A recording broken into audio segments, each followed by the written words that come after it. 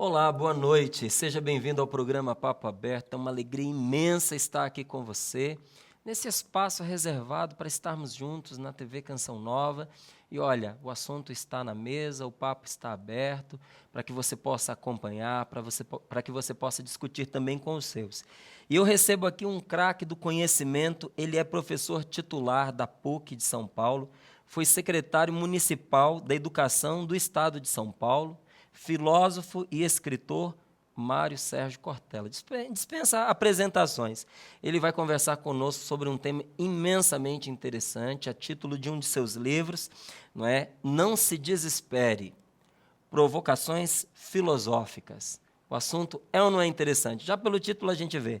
Professor Mário Sérgio Cortella, seja muito bem-vindo à Canção Nova, de uma maneira especial aqui ao programa Papo Aberto. A gente já o esperava há algum tempo. Entre nós aqui conversávamos sobre a oportunidade de fazer o convite. E quando me disseram que o convite estava aceito, eu fui um dos primeiros assim a exultar de alegria. Eu espero que essa nossa capacidade de dialogar, ela faça com que cada um e cada uma que nos assiste cresça também conosco, porque todo diálogo, todo papo, especialmente quando ele é aberto, ele faz com que a gente eleve, né, a nossa condição de reflexão, de meditação. Então é aquilo que faz com que a vida tenha mais brilho, mais vibração, mais capacidade de grandeza.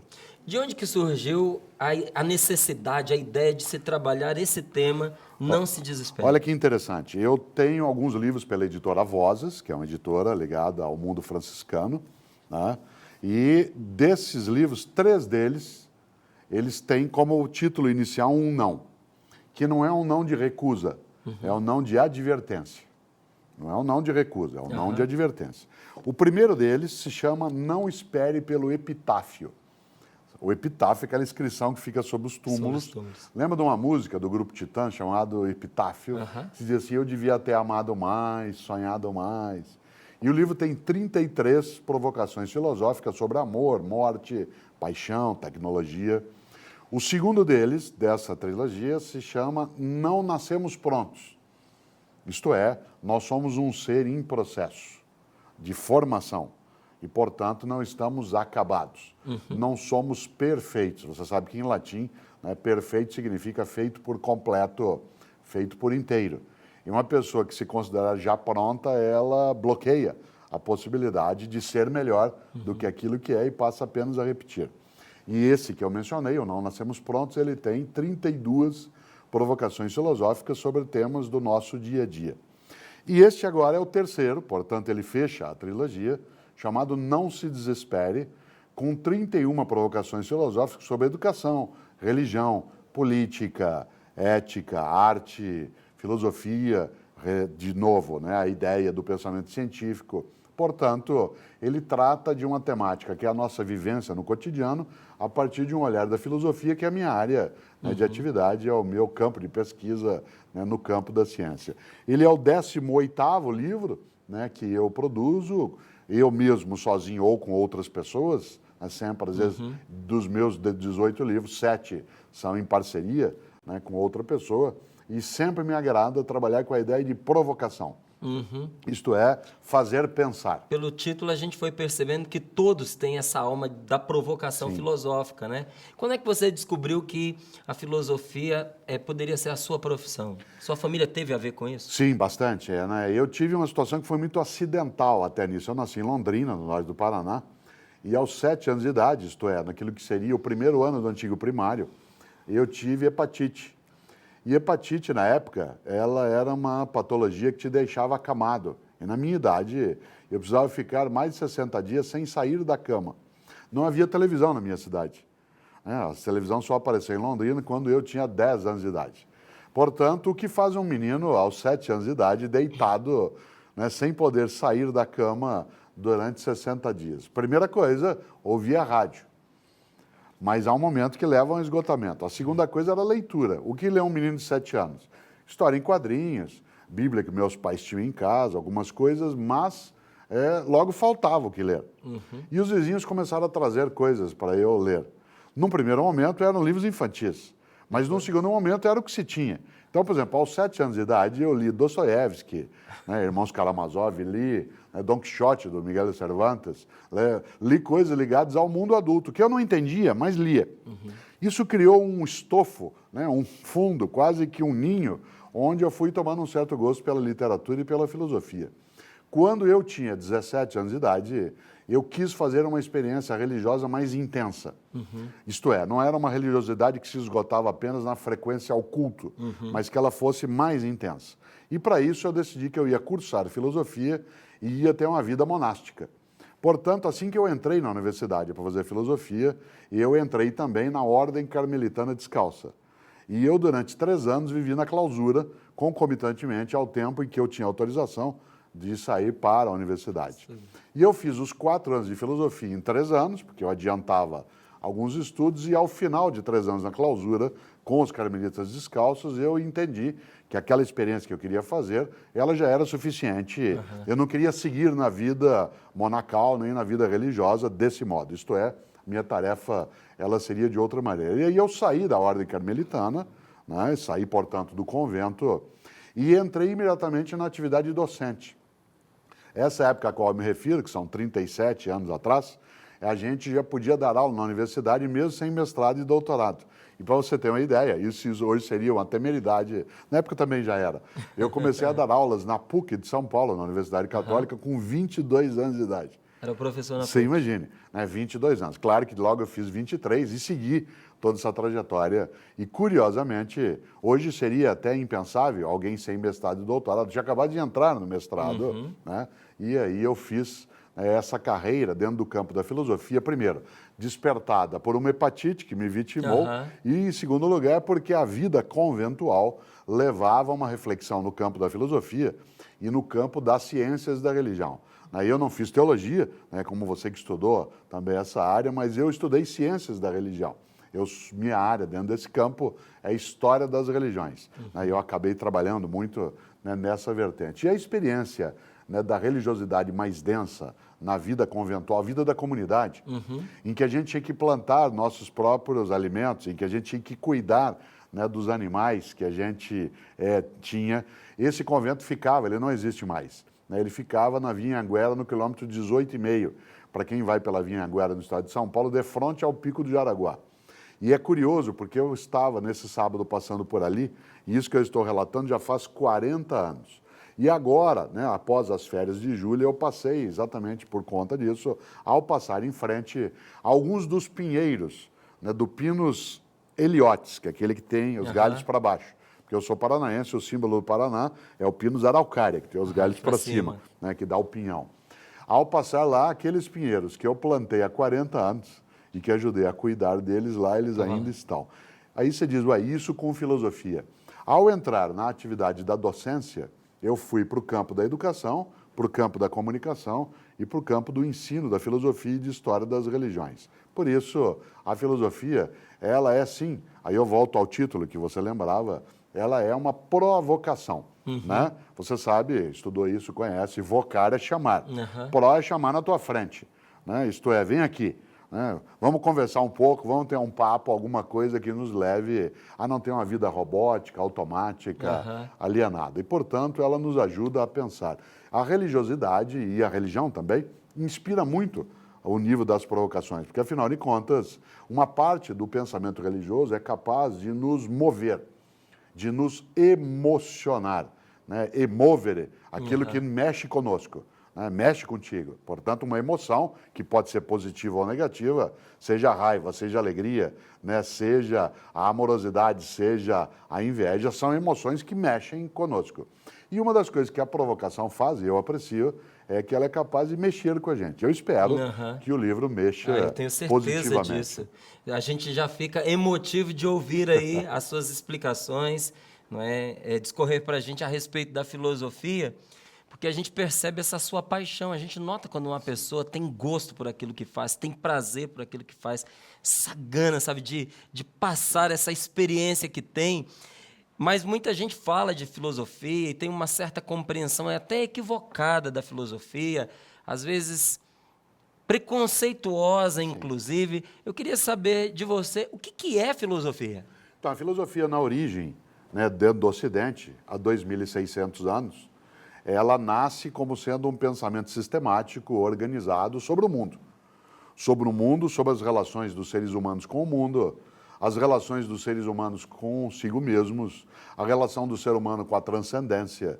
Aquilo que hoje se chama, de um lado, teologia, de outro lado, física, de outro lado, química, de outro lado, economia, tudo foi filosofia na origem. Então a filosofia é a matriz, né? Ela é a mãe, uma mãe hoje idosa, que alguns querem trancar dentro do quarto, como se ela tivesse enlouquecida, mas é uma mãe que gera esse tipo de pensamento. Por exemplo, Aristóteles, um pensador do século IV a.C., ele tem percepção teológica. Aliás, todo o pensamento aristotélico influenciou imensamente Tomás de Aquino. Platão, que é anterior a Aristóteles, ele foi seu mestre. Aliás, Aristóteles estudou com Platão durante 20 anos. Platão é alguém que tem toda uma base de concepção que influenciou Agostinho. E é impossível pensar a teologia cristã sem Agostinho e Tomás de Aquino. Agostinho no século V depois de Cristo, Tomás de Aquino no século XIII. Mas ambos são constitutivos do pensamento cristão, né, de maneira mais densa. Mas esse pensamento tem a sua nascedouro na filosofia, né, pré-cristã. E dentro desse ponto de vista, o que seria a filosofia? A palavra filósofo foi criada por Pitágoras.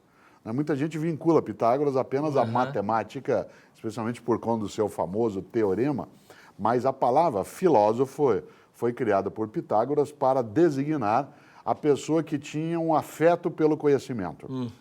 Ou, como a gente diria hoje, um amor pela sabedoria. Daí filósofo, que é exatamente o sentido original, né, que a palavra tem. Mas você usou uma expressão que eu gosto, às vezes, de trabalhar com ela, diz que eu vejo em mim uma grande paixão pela filosofia. E eu já tive paixão pela filosofia, hoje eu tenho mais amor pela filosofia. Por que eu estou dizendo isso? Porque eu costumo definir, paixão é a suspensão temporária do juízo. A palavra paixão está ligada também à ideia de sofrimento. Né? Pati, né, significa sofrer, por isso patíbulo. Padecer, né? Isso, padecer, ou própria paixão de Cristo, né, tudo aquilo que o vitimou de alguma maneira. Por isso, o que é a paixão? É aquilo que nos encanta, mas nos possui. É aquilo que nos possui e, ao mesmo tempo, nos faz sofrer ou, eventualmente, perdemos até a capacidade de racionalidade. De maneira geral, a paixão exagerada gera o mundo do fanático. Você sabe que fanos, em latim, significa templo. A ideia de templo, porque o que é o fanático na origem? O fanático é aquele que é arrebatado, né, por uma percepção religiosa, em qualquer religião, e que não consegue, às vezes, ter clareza daquilo que está fazendo. Por isso, às vezes me perguntam, você é apaixonado pela filosofia? Eu digo, já fui. Hoje eu tenho um amor. Por que eu estou dizendo isso? Porque a paixão é aquilo que dispara, incendeia. Ninguém participaria de uma comunidade religiosa se não fosse atingido, no bom sentido, por uma paixão, por uma ideia, uma causa, né? Uma percepção, uma sensação do sagrado. Ali ela é fisgada. Claro, é quando ela incendeia. Mas a paixão consome se ela for persistente. É verdade. E nesta hora, a paixão tem que ser domada e ela se transforma em amor. Né? Essa ideia do transformar-se em amor significa que ela entra numa possibilidade de não ser descontrolada. Não existe, no meu ponto de vista, amor à primeira vista. Só existe paixão à primeira vista. Porque se você tiver amor à primeira vista, então não é amor. À medida que o amor é a paixão já refletida, já mais controlada, mais organizada. Aí volto eu ao ponto.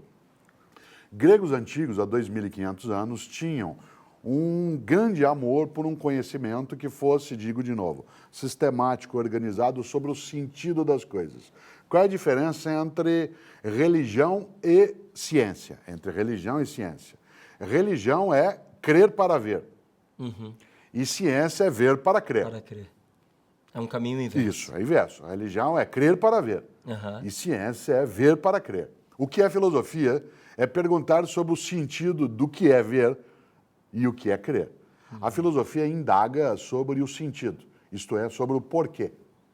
Desse sentido, a filosofia é muito mais uma indagação sobre a razão de ser do que, de fato, sobre a explicação das coisas. Eu costumo dar, às vezes, mas uma explicação que eu gosto. Por exemplo, se um de nós dois agora, espero que não, mas se um de nós dois agora, nesse nosso papo aberto, tem um infarto, certo? E esse infarto leva, um infarto do miocárdio, a que você faleça ou eu aqui nessa conversa, esperemos que não. Tá? a gente imediatamente chama um médico. Aí o médico vem, atende, constata o óbito e a gente pergunta para o médico assim, mas por que o Cortella morreu? Ele diz assim o seguinte, ele teve um infarto, o coração é um músculo, ele sofreu um esforço exagerado, havia um adensamento interno de gordura, isso gerou placas, essas placas interromperam o fluxo, né, de sangue e isso levou a um estressamento no músculo e ele, portanto, fibrilou, isto é, rasgou. Aí você vira para o médico e fala assim, não, o senhor não entendeu a minha pergunta. Eu perguntei por que é que o Cortella morreu.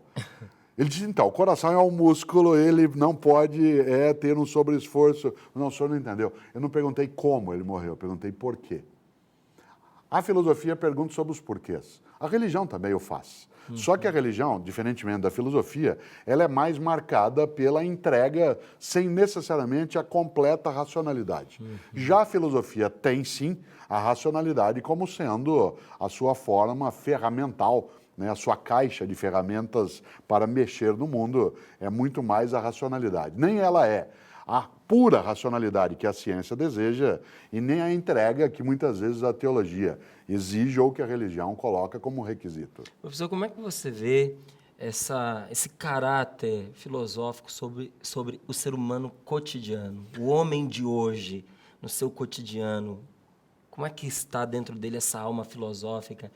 Ela é alimentada, ela é exercitada? Ela precisa ser. Por exemplo, quando a gente tem um papo dessa natureza, nós estamos mexendo um pouco com aquilo que muitas vezes se ausenta, é sequestrado do campo da mídia, da televisão, da leitura. Algumas pessoas me perguntam, vez ou outra, se eu escrevo livro de autoajuda. É curioso isso, porque eu sempre digo, claro, só porque parece que é ofensivo assumir. E eu digo o seguinte, filosofia, na origem, é autoajuda. Filosofia tem um lema, que é o lema de Sócrates. O lema de Sócrates é conhece-te a ti mesmo. Bom, conhece-te a ti mesmo significa ajudar a si mesmo. Pois bem, o que mudou na história não foi o conceito de filosofia, o que mudou foi o conceito de autoajuda, certo? Nós passamos a ter um tipo de filosofia ou de psicologia, ou até de teologia mais banalizado, mais superficial, mais digerível. Eu não tenho nenhum problema de fazer com que a filosofia seja mais simples, mas eu não a quero simplória. Qual é a diferença entre o simples e o simplório? O simples é aquele que se desnuda para a gente compreender. O simplório é aquilo que é banal, que é raso, que é superficial. Nesta hora, a filosofia do cotidiano que eu gosto de fazer é trazer para nós, homens contemporâneos, homens e mulheres, a capacidade de não viver de forma robótica, de forma automática. Isto é, nos fazer pensar sobre algumas coisas. Por exemplo, nós falamos em família, mas nós cuidamos da ideia de família? Ou ela é só uma ideia, em vez de ser uma prática? Nós falamos em fraternidade, mas essa fraternidade ela é um discurso ou nós estamos ouvindo ecoar desde lá o livro do Gênesis a clássica ideia, onde está teu irmão? Será que o meu irmão é só o próximo? Ou a ideia de irmandade, de fraternidade, ela se coloca também para aquele que não está ao meu lado? Ou, outra coisa no cotidiano, a tecnologia, ela nos serve ou nós estamos a serviço dela? Como é que nós temos tecnologias de comunicação que nos levam à incomunicação? Isto é, está todo mundo junto e ninguém perto. Todos conectados e ninguém está próximo. E está próximo do ponto de vista da conexão, mas não da convivência. Eu costumo dar um exemplo do nosso enlouquecimento contemporâneo, né? Muita gente gosta até desse exemplo, eu coloco num dos livros que escrevi, né? Por exemplo, tem famílias que saem de casa todos juntos, aos domingos, todos juntos, saem juntos para comer comida caseira. A família se junta e sai de casa em busca de comida caseira. Isso é um sinal de insanidade. Né? E ainda você chama os filhos e diz, filho, vamos sair de casa, vamos comer comida caseira. Quando a gente tem, por exemplo, uma religiosidade, que muita gente tem nessa contemporaneidade, que é de permuta de negócio com a divindade. Isto é, eu faço e você me dá de volta. Como se fosse uma troca, um mercado. Em vez de ser, de fato, uma adesão consciente, decente, sincera àquilo que se pratica. Por isso, pensar o mundo da economia. Há um grande ateu, que morreu em março de 2012, chamado Milor Fernandes. E como um bom pensador, ele se colocava como ateu, mas concretamente, né, talvez ele não tenha conseguido, como um Nietzsche, não conseguiu achar um nome para o Deus dele. Mas ele tem uma frase especial, ele dizia, o importante é ter sem que o ter te tenha. Olha só, o importante é ter sem que o ter te tenha. Isto é, não seja possuído por aquilo que você possui. E há pessoas que são propriedade da propriedade que têm.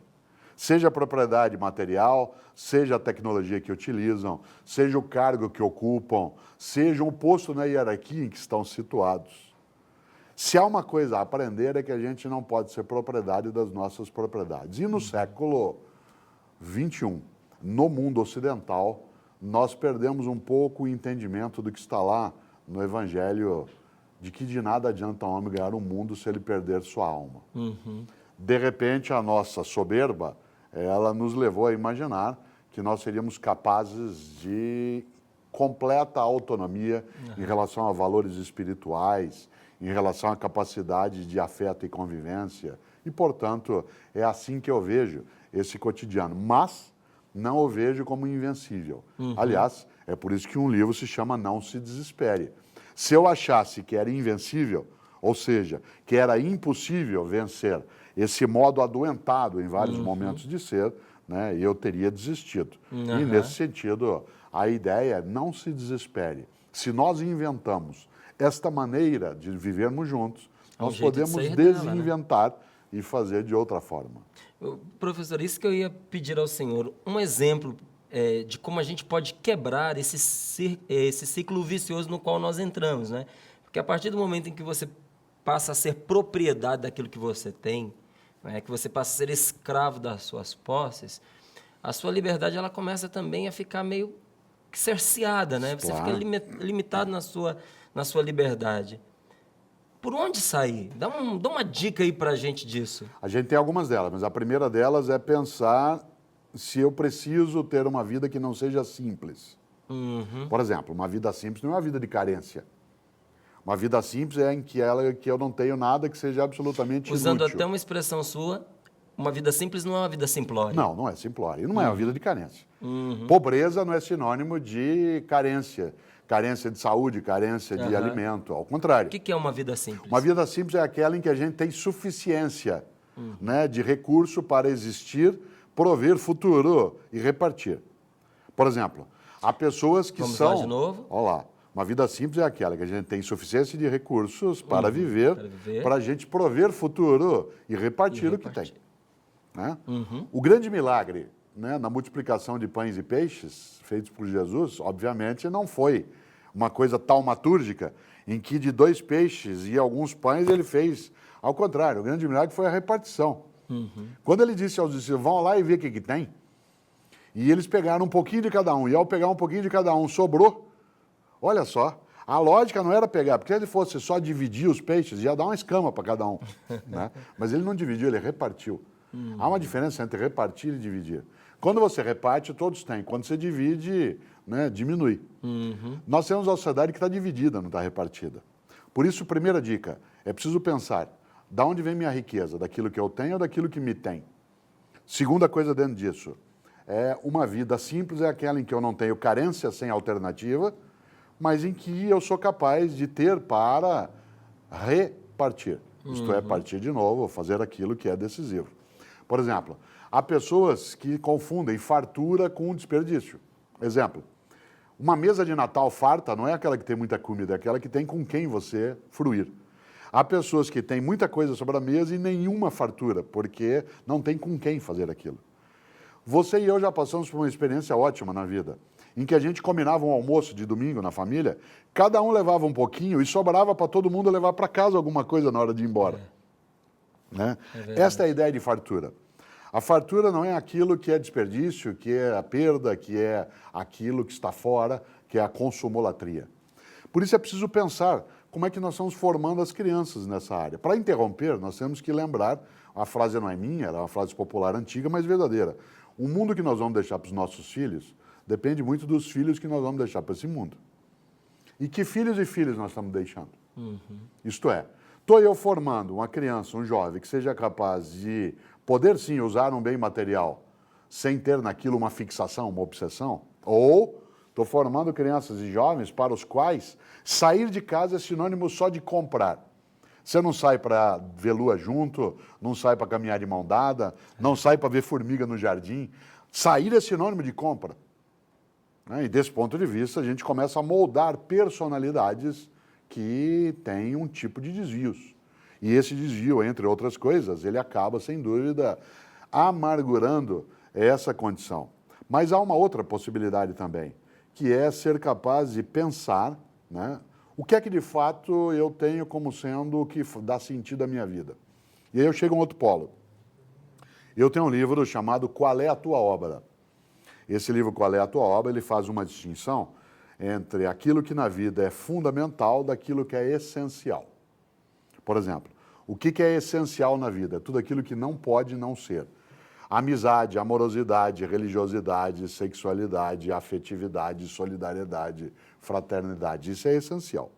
O que é fundamental? É o que nos faz chegar ao essencial. Por exemplo, dinheiro não é essencial. Dinheiro é fundamental. Sem ele, eu não tenho, né, capacidade de vida mais resolvida. Mas ele em si não é essencial. Tanto que dinheiro não compra amizade, compra interesse. Não compra afeto, pode comprar, quando muito, é negócio.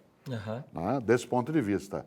Por exemplo, uma carreira não é essencial, ela é fundamental. O fundamental é como uma escada. Eu não tenho uma escada para ficar sobre ela, eu tenho uma escada para ir a algum lugar. O que é fundamental na vida? As nossas propriedades, mas elas não são essenciais.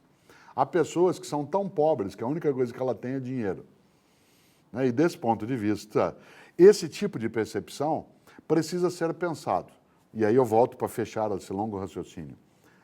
Sou eu proprietário do que possuo ou estou sendo possuído por aquilo que eu sou proprietário? Poxa. E essa é uma questão a pensar. Verdade. Agora, uma perguntinha aqui para o senhor. Essas ideias estão presentes aqui nesse livro com essa simplicidade, com esse sabor? Uma parte delas. Eu tenho um grande inspirador na minha história, que é um grande gaúcho, um poeta, escritor, chamado Mário Quintana. Maravilhoso. Mário Quintana, um homem que morreu, né, em Porto Alegre no dia 5 de maio de 1994, um homem especial. E Mário Quintana tem uma frase num dos seus livros em que ele diz o seguinte: quando o leitor tem de perguntar ao autor o que ele quis dizer com isso, um dos dois é burro. E eu, como escritor, prefiro achar que eu é que sou burro se ele não entender. Daí que uma parte do que nós estamos conversando aparece sim aqui. Por exemplo, minhas crianças e eu com isso, é uma das reflexões. Minhas crianças e eu com isso. A outra delas, se você olhar, cooperar para não exaurir. Outra, religião não é coisa de gente tonta. Porque tem gente que acha que religião é coisa de gente tonta. E eu costumo dizer que religião não é coisa de gente tonta, religião é coisa de gente. É que tem gente que é tonta e gente que não é. Mas tem gente que é tonta dentro da ciência, do governo, da arte e também dentro da religião. Desse ponto de vista, a religião é coisa de gente. Pergunto a você, será que eu escrevo aqui com essa simplicidade? Procuro fazê-lo. Em alguns momentos não consigo, em outros eu tenho maior sucesso nisso. Mas a finalidade da docência, e eu sou um docente, é comunicar. Né? Se eu não comunico, é capacidade, é sinal, né, de que eu não estou tendo sucesso naquilo que eu faço. Tá certo. Olha, você vê aí o professor Mário Sérgio Cortella nos dizendo aí sobre alcançar ou não alcançar dentro daquilo que são as suas expectativas, aproveitar essa chance de comunicar esse conhecimento maravilhoso que ele repartiu conosco aqui nesta mesa. Né? Seria demais eu dizer para você que o que está dentro desse livro é maravilhoso e é alcançável, é digerível, é simples, como foi a nossa conversa aqui. Porque quem conversa bem desse jeito, escreve melhor ainda, não é? Eu tenho certeza disso. Se você está gostando do nosso bate-papo, eu digo para você que estou aqui encantado, estou desfrutando tanto quanto você, e vamos para um intervalo brevíssimo, porque eu já não vejo a hora de voltar aqui para a gente continuar essa conversa. Você fica aí um minutinho, já nós estamos voltando com você para o segundo bloco desse nosso programa, com o professor Mário Sérgio Cortella.